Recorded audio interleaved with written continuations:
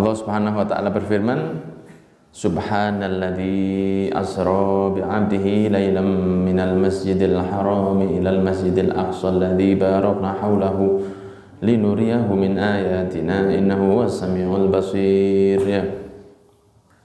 Jadi ayat ini ayat di awal juz 15. Awal juz 15. Sebelum surat Kahfi. Tengah Al-Qur'an itu surat Kahfi. Ini surat sebelum surat Kahfi.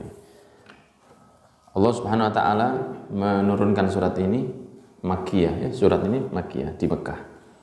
Karena memang sebelum di hijrahnya Rasul, kan Rasul hijrahnya 1,5 tahunan setelah Isra Mi'raj. Maka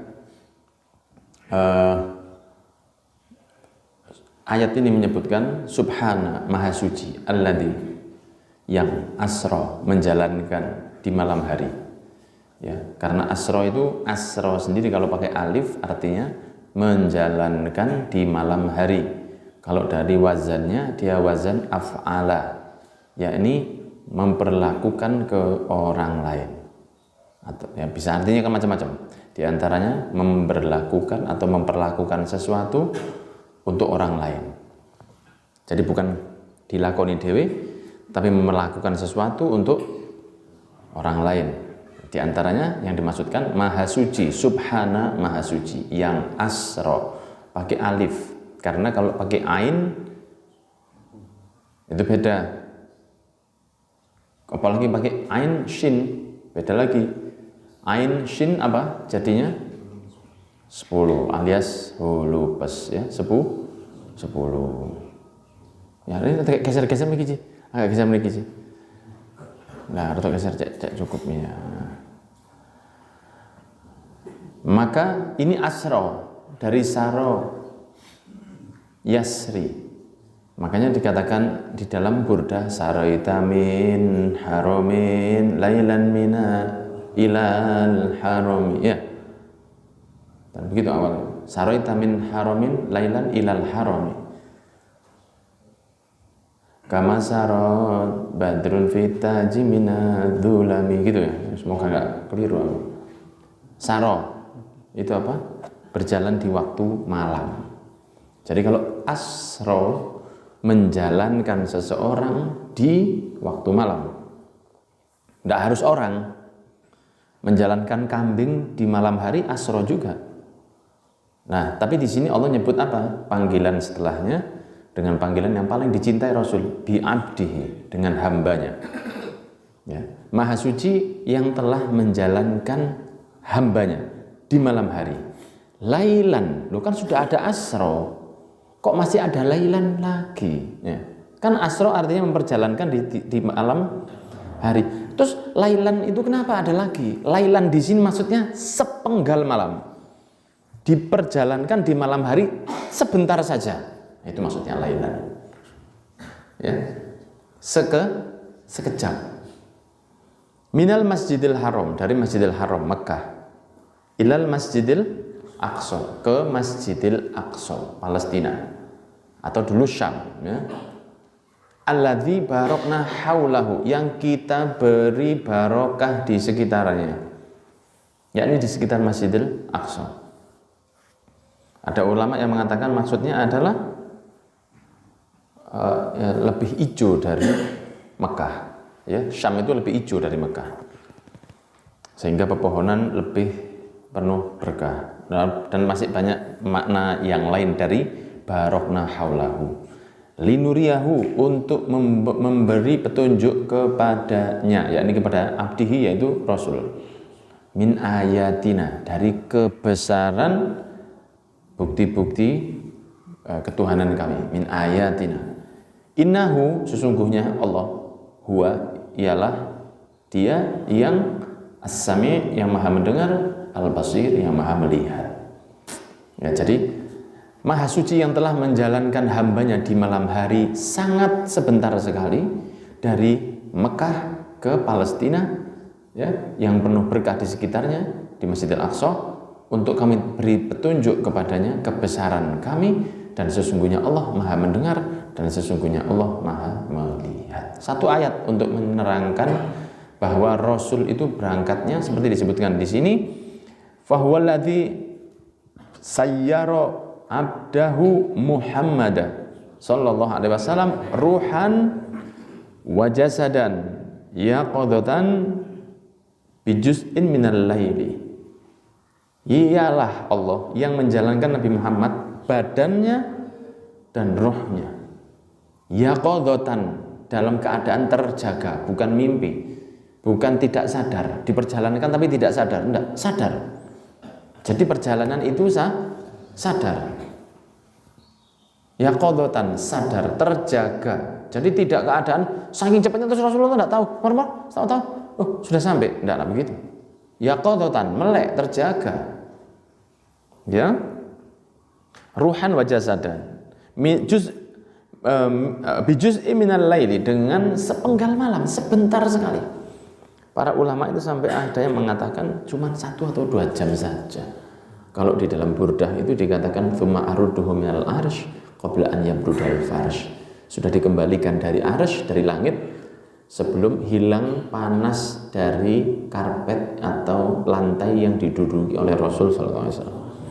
Ya, angetnya belum hilang sudah sampai lagi. Ya memang kan hitungannya tidak sama. Hitungannya tidak sama, alamnya beda, sehingga ya memang tidak bisa diakal. Ini sesuatu yang diimani. Ya, iman itu jauh lebih luas dari akal, sudah pernah saya bahas. Bahwa kalau akal itu ada batasnya, tapi kalau iman itu tidak ada batasnya, sehingga akal sering tidak bisa menembus apa yang dipelajari oleh iman atau yang dipercayai oleh iman. Seperti contohnya ada orang yang menyembah kucing. Akal tidak masuk akal, kok bisa? Itu karena kita pakai akal. Tapi bagi dia, imannya itu mengatakan bahwa ini adalah Tuhan saya. Sampai. Tapi akal tidak sampai. Ada yang mengatakan bahwa Tuhan itu adalah api. Bagi mereka, Tuhan itu api. Imannya mengatakan itu api adalah Tuhan. Bagi kita, api tak siram mati kok. Bagaimana bisa jadi Tuhan? Gitu. Tapi itu kan akal kita. Tapi bagi mereka, ya bisa. Ada yang menjadikan sapi sebagai Tuhannya, ada yang menjadikan pohon sebagai Tuhannya, ada yang menjadikan patung yang dibuat sendiri itu Tuhannya. Ya, sehingga imannya percaya. Walaupun akal orang yang tidak sama imannya itu tidak akan masuk akal. Nah, maka ini dibahas dengan iman, bukan dengan akal, karena memang sesuatu yang sifatnya mukjizat. Makanya Allah yang maha halus, yang maha lembut, yang maha latif, itu di sini sudah memberi kita satu awalan. Ya, awalan bukan huwallazi asra bi abdihi, bukan. Atau Allahu huwallazi atau Allahul ladzi, bukan. Tapi subhanalladzi. Sebelumnya itu sudah muji dirinya sendiri Allah. Maha suci yang menjalankan Nabi Muhammad, yaitu Allah. Allah kan boleh muji dirinya sendiri. Ya, kalau kita tidak boleh. Kalau Allah kan boleh, maha suci yang telah menjalankan hambanya. Nah, berarti kan Nabi Muhammad tidak berangkat sendiri. Berarti Rasul diberangkatkan. Kalau diberangkatkan, ya sangat masuk akal. Karena yang bagi kita Muslim, Allah itu maha segalanya. Maha agung, maha besar, maha mampu, maha menguasai, dan semua ini di bawah kendali Gusti Allah. Nah, sehingga kalau kita percaya iman bahwa Allah itu mampu, maka itu bisa diperjalankan. Karena ada di belahan bumi ini orang yang tidak percaya, Muslim tapi bagi dia enggak, Nabi Muhammad itu cuma mimpi saja. Ya begitu. Ada yang percaya bahwa itu hanya mimpi. Kalau mimpi enggak nunggu Nabi Muhammad, salamun bisa. Ya, salamun bisa, Thalib bisa, Ibrahim bisa, saya bisa. Mimpi itu kan Anda mimpi saat ini di Jepang, dalam 1 detik lagi Anda sudah keluar di Amerika, keluar lagi di Jatisari. Cepat sekali. Mimpi itu ya gampang sekali kalau mimpi. Dan mimpi kan tidak bisa dikendalikan. Orang tidak bisa mengendalikan mimpi. Bagaimana orang mau bisa mengendalikan mimpi? Ada orang pernah bangun tidur, waduh kurang, tak turun nomane. Saya akan tidur lagi, siapa tahu ada lanjutannya. Nah ini perasaannya sinetron saya tidak bisa. Kalau orang mimpi tidak bisa mengendalikan mimpinya, bagaimana mau mengendalikan mimpi? Sedangkan Rasul ini dalam keadaan terjaga, ya. Malam sepenggal saja tidak lama itu. Dari Masjidil Haram Mekah, ketika Rasul lagi banyak siksaan, gangguan di situ. Ya itu puncak-puncaknya itu terakhir sebelum Rasulullah hijrah itu puncak-puncaknya penyiksaan kepada Rasul dan para sahabatnya.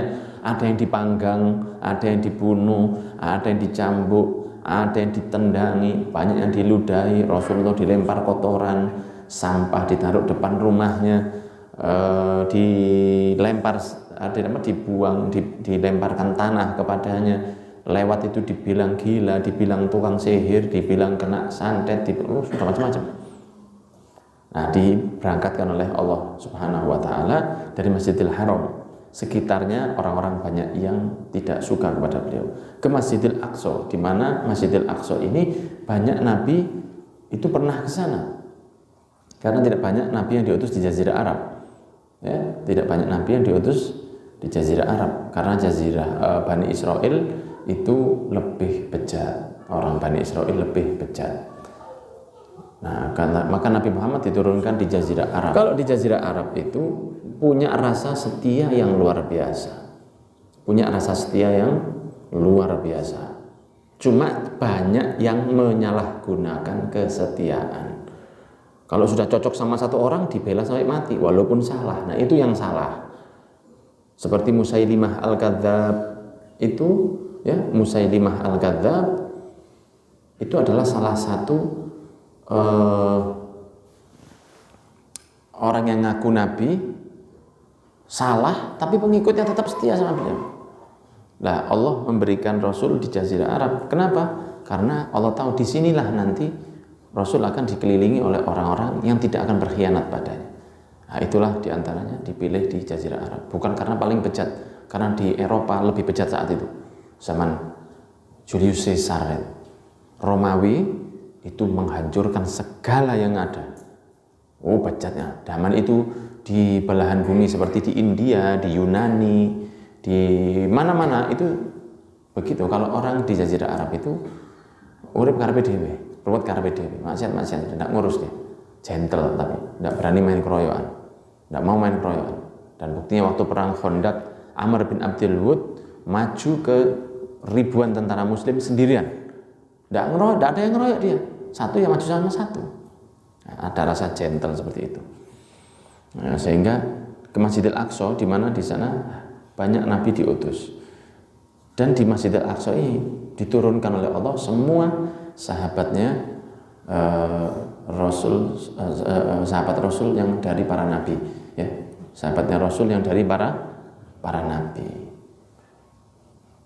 Turunkan semua rasul-rasul, nabi-nabi yang diturunkan semua. Maka sholatlah Rasul sebagai imam, ya itu kan qasidahnya. Wa taqaddamta lis-salati fa shalla kullu man fis samai wa antal imamu. Itu terakhir rotok Mekah didik ya. Itu kan Mesir qasidahnya. Itu terakhir nek didawakno ae berarti rotok Mekah didik ya. Karena itu kan perlu belajar. Apa artinya? Wa taqaddamta lis-salati, dan kamu maju untuk sholat. Fa shalla, maka sholatlah. Kullu man fis samai, semua yang ada di langit, para nabi rasul semua. Wa antal imamu, dan engkau imam. Ya. Makanya qasidah sebelum sholat, sholatu wassalamu alaik, itu kan kisah Isra Mi'rajnya Rasul. Ya, tapi itu enak diputar. Saya lebih senang itu daripada tilawah. Ya, setel kaset itu saya lebih senang itu. Setel kaset Quran maksud saya. Kenapa? Karena kan tidak ada bacaan Al-Qur'annya, cuman pujian. Ya, jadi begitu. Tapi kalau kaset Quran itu kadang yang mendengarkan di kamar mandi lagi jongkok, ya kurang bagus. Eman. Tapi kalau itu kan beda. Sholatu wassalamu alaik, itu kan tentang Isra Mi'rajnya Nabi. Sampai Rasul sholat di situ dan melihat banyak hal ketika Rasul di perjalanan. Ada orang yang mecah kepalanya, gambaran itu, gambaran. Tidak ada orangnya, cuma gambaran. Orang mecah kepalanya hancur, balik lagi, pecah lagi, hancur, balik lagi, dipecah lagi, hancur, balik lagi. Rasul tanya ke malaikat Jibril, dalam waktu yang sesingkat itu, tapi di masanya, di dimensi itu sangat lamban sekali. Ya. Nah, orang kadang-kadang mimpi ke Amerika, padahal ke Amerika itu berapa jam kalau naik pesawat. Dia kadang-kadang tidur, keturun sebentar ini, tahu-tahu sudah sampai Jakarta, sudah pulang. Lo bisa kalau mimpi. Tapi kalau Rasulullah tidak mimpi. Nah, Kanjeng Nabi berangkat melihat itu. Itu apa? Malaikat Jibril. Itu umatmu yang tidak mau sholat. Gambarnya seperti itu nanti. Terus kelihatan ada orang yang nanam sekali, panen berkali-kali. Nanam sekali, panen berkali-kali. Kata Rasul, itu gambar apa? Contohnya apa? Umatmu yang suka amal jariah, bantu pondok, bantu masjid, bantu belikan Quran untuk darusan, atau amal baik apapun yang digunakan untuk Islam, itu seperti orang yang nanam sekali, panennya terusan, seperti itu. Dan banyak contoh yang lain. Kemudian Rasul naik ke langit dalam kecepatan yang luar biasa. Jadi di atas ini ada, sudah sering saya sampaikan, ada 200 miliar planet kurang lebih di satu galaksi. Satu galaksi ada 200 miliar planet di dalamnya, termasuk bumi, termasuk lawang di sini. Nah, di atas itu ada 200 lagi miliar galaksi. Ya. Sehingga Rasulullah nembus itu semua sangat cepat sekali. Kok bisa? Itu kalau bayangkan ya, kalau meteor atau batu-batuan langit itu kalau turun ke bumi kan hancur, kena atmosfer, kan dibakar. Nah, Rasul itu lebih cepat dari itu, tapi tidak terbakar. Ya memang beda, mukjizat. Tidak usah dipikir sudah. Dipercaya saja, Allah yang bilang. Tidak usah dibahas. Kok bisa Rasul begini? Nah, oksigennya pakai apa? Kan di atas tidak ada oksigen, tabung juga gak nggowo. Ya kalau kita berangkat sana bawa tabung LPG, Pak. Ambil ono tulisannya di situ, khusus rakyat miskin. Kata-kata itu sangat perlu, kata-kata itu sangat penting. Kalau saya dapat beras dari Ustadz Lukman itu tulisannya beras terbaik untuk orang-orang baik. Tidak ada di situ miskin, tidak ada. Kata-katanya itu begitu. Tapi kalau kita beli tabung oksigen itu, apa jenis LPG, itu tulisannya apa? Khusus rakyat miskin. Kita diingatkan supaya kita selalu hidup dalam keadaan sederhana. Miskin, kamu tuh miskin, yang kaya hanya Allah. Itu tabung yang mengingatkan kita untuk selalu merasa al-fakir ilallah, miskin kepada Allah. Jadi kan ada orang-orang di rumah-rumah tuh ada saudara yang umumnya kaya luar biasa, tabungnya itu miskin.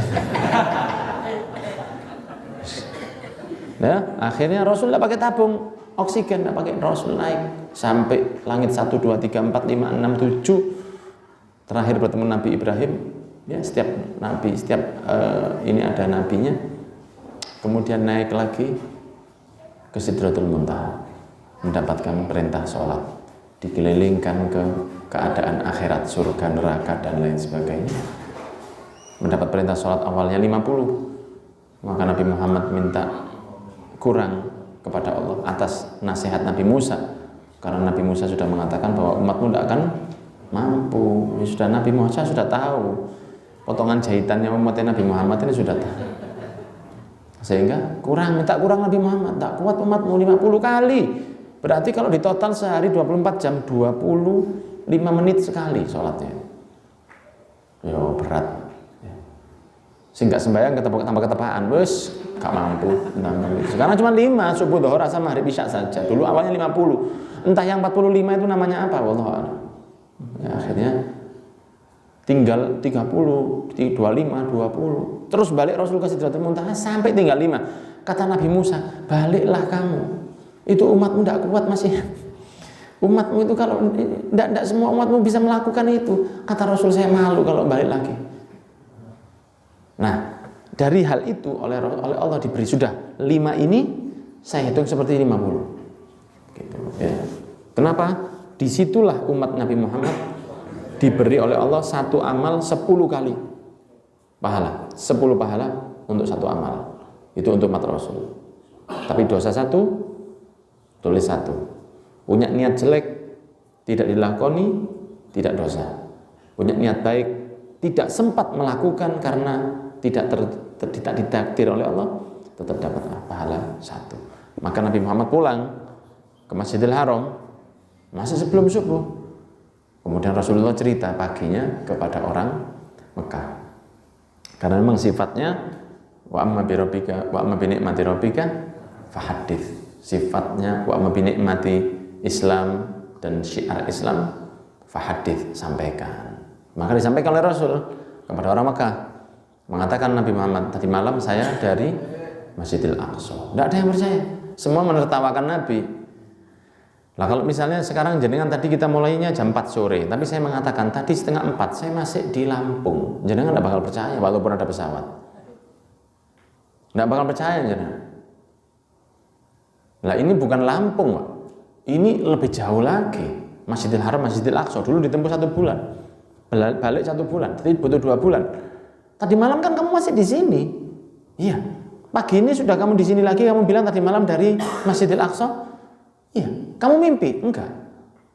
Rasul tidak mengatakan saya ke langit, langsung tidak percaya mereka. Rasul tidak mengatakan tadi malam saya dari langit. Oh, tambah gak percaya. Golongan Abu Jahal. Wah, bohong kamu. Tadi malam dari Masjidil Aqsa. Ayo sini nih, ketawain aja, sakit ini orang. Panggilkan itu orang yang pernah ke Masjidil Aqsa. Datang orangnya di Masjidil Aqsa. Pak, sampean ini loh. Sampean mau ditanyai Rasul. Kenapa? Ini Rasul katanya tadi malam dari Masjidil Aqsa. Masa, lu guyu apa orang? Masa, kok bisa sampean? Dia dengan izin Allah. Ya coba ceritakan Masjidil Aqsa itu. Bagaimana bentuk masjidnya, kubahnya, pintunya, jendelanya. Rasulullah lupa. Karena memang tidak fokusnya begitu. Kita kusen pintu di rumah aja lupa berapa jumlahnya. Apalagi Nabi Muhammad, orang mau sholat itu kan tidak mau ngitung kusen, Pak. Ya kecuali kalau yang garap mungkin ingat.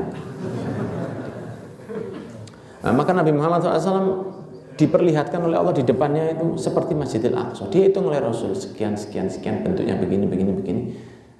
Dikatakan oleh si orang tadi, iya benar dia. Padahal ini musuhnya, itu gentlenya orang Jazirah Arab. Dia tidak mau bohong. Dia bilang, kok dia ngomong apa aja? Ngomong salah, kan bisa. Tidak mau mereka, tidak bisa. Benar. Maka mereka tidak percaya. Lah justru marahnya orang Mekah itu menunjukkan bahwa Rasul itu berangkatnya pakai badan dan ruhnya. Kalau Rasul mengatakan tadi malam saya mimpi ke Masjidil Aqsa, orang tidak ada yang marah. Tapi justru karena Rasul mengatakan saya fisik jasad saya juga ke sana, itulah yang menjadikan orang Mekah ngamuk. Tidak masuk akal ini. Wah, ini tipu daya, ini hanya hipnotis aja. Ini orang ini halusinasi. Tapi ternyata tidak. Akhirnya sampailah bahwa kabar itu di orang Mekah. Dan setahun berikutnya Rasul hijrah ke Madinah. Itu malam terbaik bagi Rasul itu malam 27 Rajab. Malam terbaik bagi kita lahirnya Rasul itu malam terbaik. Bukan Idul Fitri. Waduh.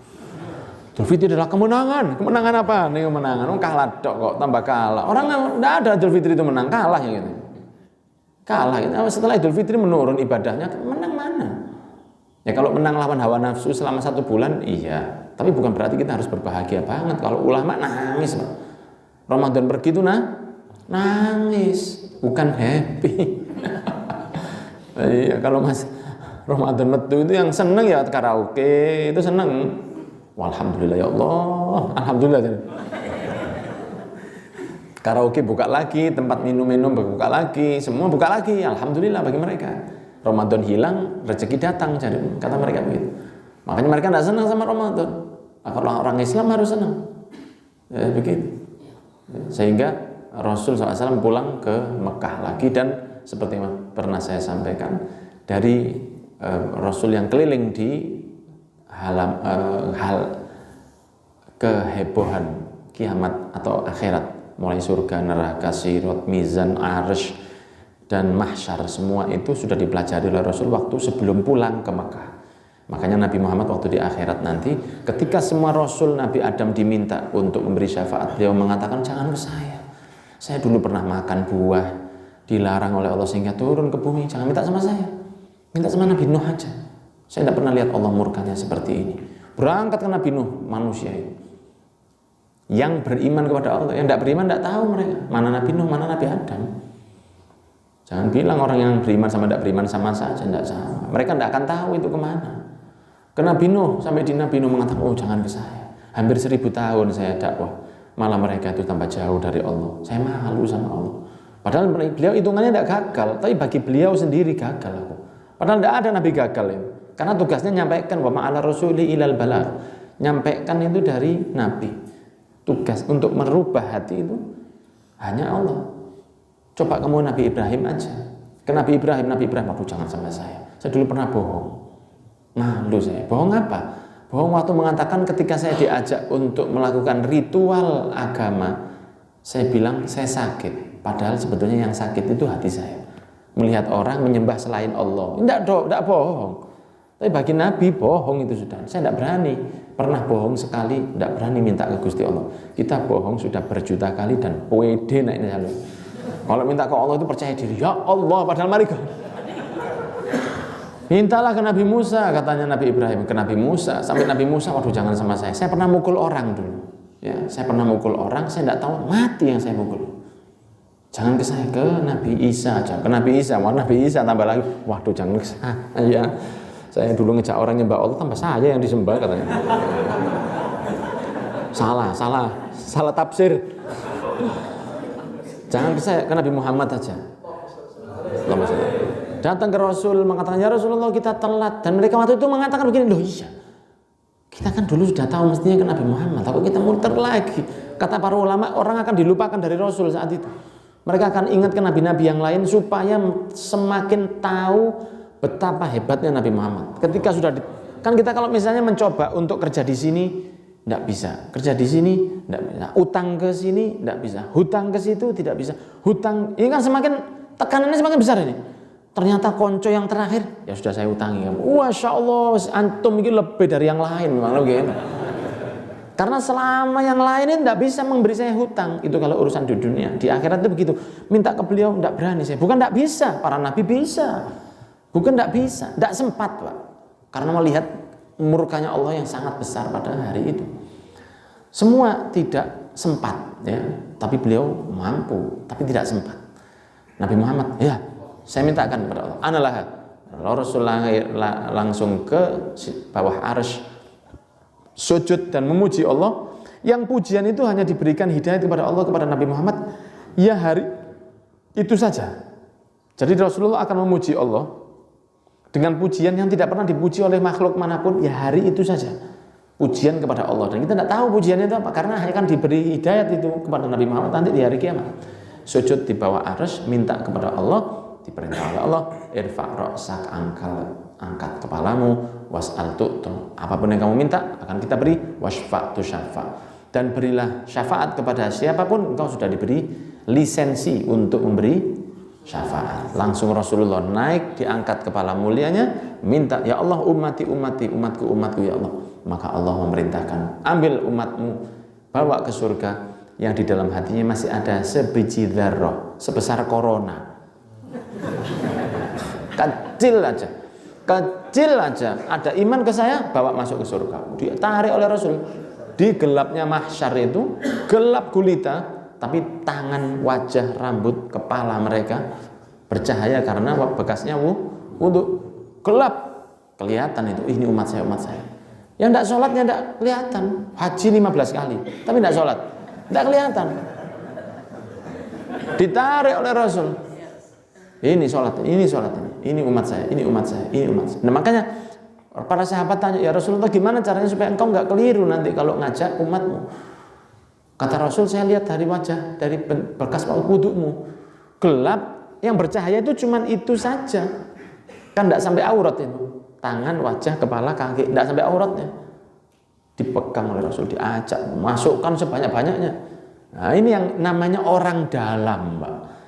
Orang dalam. Tapi memang kalau tidak ada beliau, ya ya sudah ke neraka semua kita. Allah mintanya, ya ayyuhalladzina amanu taqullaha haqqa tuqatih wa la tamutunna illa wa antum muslimun. Iman bertakwalah sebaik-baiknya. Walaupun disambung dengan ayat berikutnya, beribadah kepada Allah semaksimalmu, semampumu. Juga Allah mengatakan, wa ma khalaqtul jinna wal insa illa liya'budun, tidak saya cipta jin manusia kecuali untuk ibadah. Lah kita lebih banyak dari ibadahnya kok. Produk gagal, saya bilang produk gagal kita ini. Kecuali para pilihan Allah, para rasul, para wali, para solihin yang ibadahnya lebih banyak dari nganggurnya, lebih banyak dari tidak ibadahnya, itu mereka orang sukses. Kalau kita ini ya produk gagal, agen lali ini lebih banyak lupanya. Nah, karena ada beliau diajak ke dalam surga. Kenapa Rasul kok tidak kaget seperti Rasul yang lain? Karena Rasul sudah digeladi resik oleh Allah waktu 27 Rajab ditunjukkan oleh malaikat Jibril. Nanti kalau minta itu ke sana, itu arsy itu. Di situ mintanya. Ini mahsyar tempatnya kumpul, ini timbangan, itu sirat nyebrang itu neraka, itu malaikat Malik itu. Ditunjukkan, itu malaikat Malik. Itu malaikat Ridwan di sana. Itu telagamu wahai Rasul, surga di sana. Itu Firdaus, itu wasilah yang akan ditempati Rasul nanti insyaallah. Dan juga beberapa tempat yang lain ditunjukkan, baru turun ke bumi. Karena surga itu sudah ada mulai zamannya Nabi Adam. Sudah lama surga itu.